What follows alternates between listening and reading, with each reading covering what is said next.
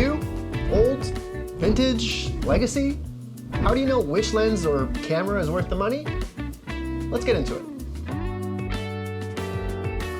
Hey, in today's video, I want to share my experience over the last 10, 12 years of owning and buying and selling gear from Canon and Fuji and every other brand I've shot with. Some of my very favorite lenses have come used, and I've been disappointed with brand new cameras. But it's not to say that vice versa isn't a possibility as well. I'll share a checklist I've made of all the things that you should ask yourself and look out for when you're buying used, and it's helped me from regretting any of my past purchases. At least since I've started implementing the system. Now look, if we break it down to the fundamentals, lenses are just little physics masterpiece. But the physics don't change. I know a lot of you may not even bother with the used market because you see that it's only like 30% cheaper than buying brand new, and you'd rather just avoid the headache. That's fine. But it goes to show that because those physics don't change, a lens from 2003 can still be optically up to date with the most modern lenses. So they really hold their value. But that also means it's a temporary investment, so to speak. You can buy used equipment, like $1,000 worth of used lenses. You'll probably be able to sell them for $950 in 5 years from now. Whereas if you buy new, just like taking a brand new car off the lot, you immediately lose 30% of that value. Of course, you have to take into consideration the level of upkeep an older lens may have gotten, but usually, in my experience, someone who spends $1,000 on a lens is not just gonna throw it around on purpose and try to break it. People tend to take care of their stuff, and they get to a point where they just wanna make a couple dollars back. I do believe that camera bodies are a different story, and I'll dive into that in a bit. But when it comes to lenses, if you go back far enough, you start picking up 40, 50, 60-year-old lenses, you might start to encounter those problems that some YouTubers love to complain about with their brand new lenses. You know, when someone complains about chromatic aberration or sharpness in the corners, that kind of stuff. I feel like it's completely inexistent in modern lenses, to be honest. That terminology only comes from these vintage lenses when one to the next were completely different optically, because there wasn't as much quality control as there is today. But that problem really doesn't exist since like the 80s or the 70s. But again, that isn't to say that you can't get your idea across, get your photo done with a slightly less optimal piece of equipment. A 50 mil is a 50 mil. Nothing is sharp at 1.2, so who cares?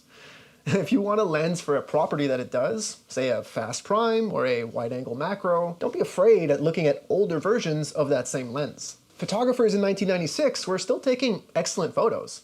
The physics haven't changed.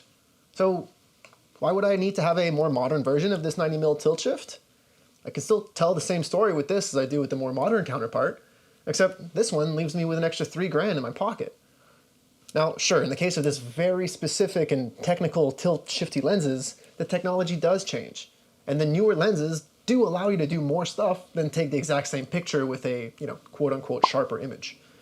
In the case of this 90mm, the new one allows me to independently rotate the axes as which the tilt and shift are locked. Right now they're just locked. I have these tiny little screws here that I can undo and switch them to like 180 degrees or 45 degrees, but it's not something you can really do quickly on set. So is that worth an extra $3 grand? To me, it wasn't. I'd rather get another lens with that budget, or go my XH1 video where I was outlining what makes a budget. I'm still gonna spend that $3 grand on photography equipment eventually, but do I want it all on one lens, or can I split it up a little and get more value? If you go back to the resale from before, I can go back and resell this legacy 90mm for exactly what I paid for it. And meanwhile, that $3,500 modern lens is selling for under $3 on the used market. So it's all case by case dependent. But don't think that an older lens can't get the same story done because, again, the physics really haven't changed. So what do you shoot? When I was considering the 24-105, the one that's shooting this versus the 24-70, I weighed out the difference that the extra range versus the extra stop of light would give me. I know that the 24-70 on paper would be sharper at f4 than the 105.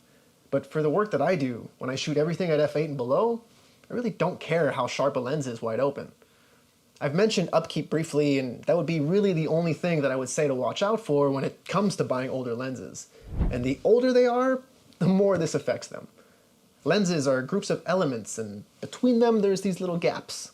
And if a lens bag was forgotten in the car one too many nights, you're probably going to start to build up some fungus in that lens. Some people like to call this character, and in the advertising world we call these errors. So if you want to make sure that the lens that you're buying is clean, take a picture of a light or the sun and look for any flaring, make sure the autofocus still works, and then literally never think about it being used ever again. Now, cameras, whole different story.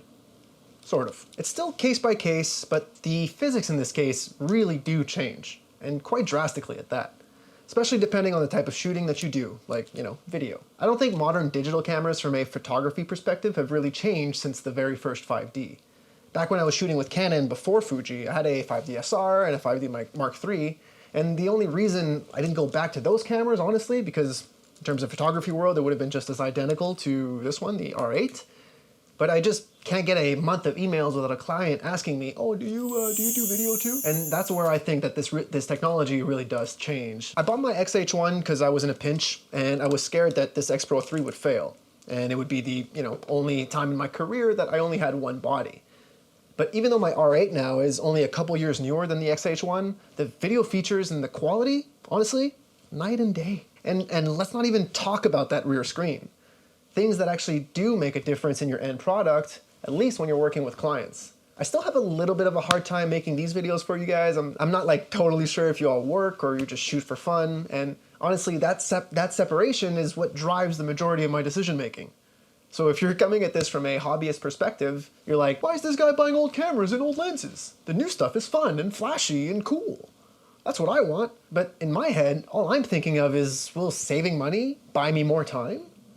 Will this bigger expense make me more money? And when it comes to cameras, I think the answer to that is yes, but with an asterisk. The features were similar enough between the R8 and the R5 that would have cost me an extra $6,000 for that pair. As a hobbyist, yeah, I want that little joystick. Yeah, I want the bragging rights. Yeah, I want the best of the best. But as a business owner, I just don't see the difference. Even when you start to think about the longevity of a camera, everything's gonna fail eventually. And the more moving parts you have, typically the quicker it goes. So that's why used lenses, especially vintage manual lenses, they just don't die. But when it comes to cameras, you have a physical limit to that shutter, to the mirror, the soldering of the motherboard, everything. Cameras die. It's gonna happen. Nothing wrong with buying a used car, but the cheaper cost is supposed to reflect that lower life expectancy. So this is a checklist that I use for myself that I recommend you implement the next time you're looking to buy something new or used, like a camera or a lens. Again, this is kind of coming from a business point of view, but even if you're a hobbyist, like, who doesn't like saving money and avoiding headaches? So first, what do I need? Not what's available. I look at the briefs I've had over the last year and where certain gaps in my lenses or camera features are, and whether or not I can accomplish more for my clients this coming year with an additional spend.